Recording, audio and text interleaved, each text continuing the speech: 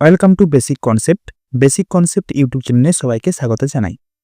আজকের ক্লাসে আমরা স্নেহ পদার্থে দ্রবণীয় ভিটামিন ই এবং কে এই দুটোকে নিয়ে আলোচনা করব। আমরা আগের ক্লাসে দেখেছি ভিটামিনকে দুভাগে ভাগ করেছিলাম, একটা স্নেহ পদার্থে দ্রবণীয় ভিটামিন আর একটা হচ্ছে জলে দ্রবণীয় ভিটামিন। তার স্নেহ পদার্থে দ্রবণীয় ভিটামিনের এ ডি এই দুটো আমরা কমপ্লিট করে দিয়েছি। এই দুটির ভিডিও যদি না দেখে থাকো তাহলে অবশ্যই ভিডিওগুলি দেখবে। আজকে আমরা ই এবং কে এই দুটি নিয়ে আলোচনা করব। তাহলে আজকের ভিডিও শুরু করা যাক। তো ভিটামিন ই এর 1 নম্বর প্রশ্ন কি বলা হয়েছে যে ভিটামিন ই এর রাসায়নিক নাম কি? ভিটামিন ই এর রাসায়নিক নাম হচ্ছে টোকোফেরল। 2 নম্বর প্রশ্ন, ভিটামিন ই কে বন্ধ্যাত্ব প্রতিরোধী বা অ্যান্টিস্টেরিলিটি ভিটামিন বলে কেন? তার কারণ হচ্ছে যে ভিটামিন ই বন্ধ্যাত্ব প্রতিরোধ করতে পারে, তার জন্য ভিটামিন ই কে অ্যান্টিস্টেরিলিটি বা বন্ধ্যাত্ব প্রতিরোধী ভিটামিন বলা হয়। নেক্সট চলে যাব 3 নম্বর প্রশ্ন, ভিটামিন ই এর গঠন ও তাদের আণবিক সংকেত লেখো। ভিটামিন ই এর গঠন বিভিন্ন প্রকারের হয়ে থাকে।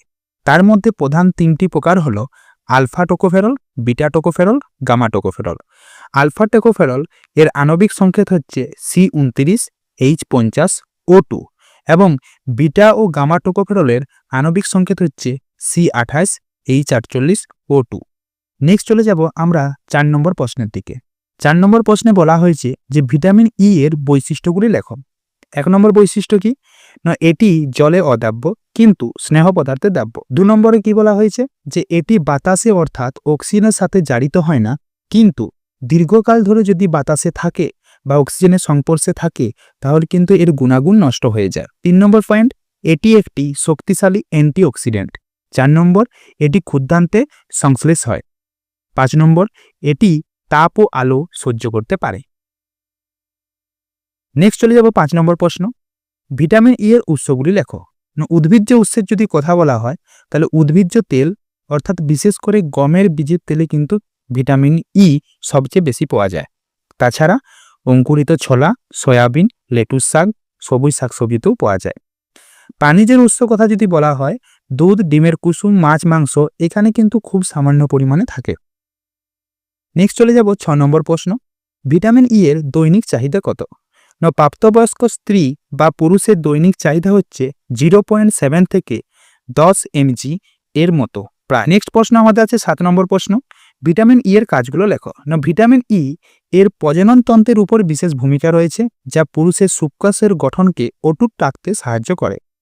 এছাড়া এই ভিটামিন মধুমেহ অর্থাৎ ডায়াবেটিস যে সমস্ত পেশেন্ট আছে তাদের রক্তে গ্লুকোজের পরিমাণটা কিন্তু কমাতে সাহায্য করে।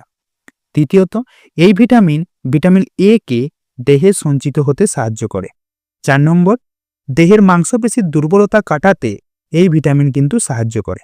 তাছাড়া যৌন হরমোন যেমন হচ্ছে প্রোজেস্টেরন, টেস্টোস্টেরন বা ইস্ট্রোজেন, তাছাড়া কোলেস্টেরল ও ভিটামিন ডি এর বিপাক ক্রিয়ায় ভিটামিন গুরুত্বপূর্ণ কিন্তু ভূমিকা পালন করে থাকে। তাহলে 5টা কিন্তু আমাদের পয়েন্ট হয়ে গেল। নেক্সট চলে যাব 8 নম্বর প্রশ্ন, ভিটামিন ই এর অভাবজনিত লক্ষণগুলো। প্রথম লক্ষণ কি না, প্রজনন ক্ষমতা হ্রাস পাবে। দ্বিতীয়ত, রক্তাল্পতা বা অ্যানিমিয়া রোগ কিন্তু দেখা যাবে। তৃতীয়ত, দেহের মাংসপেশির কিন্তু ক্ষয় হবে। চতুর্থত, দেহের পচন সৃষ্টি হয়। চলে যাব 9 নম্বর প্রশ্ন, ভিটামিন ই এর আধিক্যজনিত লক্ষণগুলি লেখো। প্রথম হচ্ছে লক্ষণ কি না, দুর্বলতা এবং ক্লান্তিভাব দেখা যাবে। দ্বিতীয়, মানসিক অস্থিরতা হবে। তৃতীয়ত হচ্ছে খাদ্যনালীর সমস্যা হবে। তাছাড়া হচ্ছে থাইরয়েডের সমস্যা হবে। এছাড়া মহিলাদের হচ্ছে স্তনের কোমলতা নষ্ট হয়ে যাবে, এমনকি বমি বমি ভাব লাগবে। এই পর্যন্ত ছিল ভিটামিন ই এর গুরুত্বপূর্ণ প্রশ্ন বলি। এরপর আমরা দেখে নেব ভিটামিন কে। তো ভিটামিন কে এর প্রথম প্রশ্ন কি আছে, 10 নম্বর প্রশ্ন, ভিটামিন কে এর রাসায়নিক নাম কি? ভিটামিন কে এর রাসায়নিক নাম হচ্ছে ফাইলোকুইনন। 11 নম্বর প্রশ্ন, ভিটামিন কে কে রক্ত তঞ্চনকারী ভিটামিন বলে কেন? এই ভিটামিন দেহে রক্তক্ষরণ বন্ধ করার কাজে সাহায্য করে, তাই একে রক্ত তঞ্চনকারী ভিটামিন বা রক্তক্ষরণ বিরোধী ভিটামিন বা হচ্ছে অ্যান্টি হেমারেজিক ভিটামিন কিন্তু বলে থাকি। নেক্সট চলে যাব 12 নম্বর প্রশ্ন, ভিটামিন কে এর উৎসগুলি লেখো। ভিটামিন কে যদি উদ্ভিজ্জ উৎস কথা বলা হয় তো প্রচুর পরিমাণে থাকে হচ্ছে শাকসবজি, এছাড়া বাঁধাকপি, টমেটো ইত্যাদিতে পাওয়া যায়। আর প্রাণীজের কথা বললে শুকুরের যকৃৎ নিঃসৃত তেল, দুধ ও মাখন থেকে কিন্তু ভিটামিন কে পাই। নেক্সট 13 নম্বর প্রশ্ন, ভিটামিন কে কয় ধরনের ও কি কি? প্রকৃতপক্ষে প্রকৃতিতে দু ধরনের ভিটামিন আমরা পাই, একটা K1 যার রাসায়নিক নাম হচ্ছে ফাইলোকুইনম এবং K2 যেটা হচ্ছে মেনাকুইনম। এছাড়া কৃত্রিমভাবে পরীক্ষাগারে এক ধরনের ভিটামিন কিন্তু প্রস্তুত করা হয়েছে, যেটাকে বলা হয় K3, যার নাম হচ্ছে কি মেনাডিয়ন। এইটুকু। নেক্সট চলে যাব 14 নম্বর প্রশ্ন, ভিটামিন কে এর বৈশিষ্ট্যগুলি লেখো।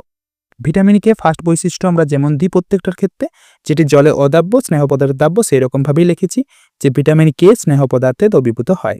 দ্বিতীয়ত, আলো এবং ক্ষারের প্রভাবে ভিটামিন কে কিন্তু নষ্ট হয়ে যায়। তৃতীয়ত, এই ভিটামিন অন্ত থেকে সংশ্লেষিত হয়। 4, খনিজ তেলের উপস্থিতিতে এই ভিটামিন শোষণ ক্রিয়া মানে যেটা শোষণ হচ্ছিল সেটা কিন্তু কি হয়ে যায়, ব্যাহত হয়ে যায়, মানে হতে পারে না।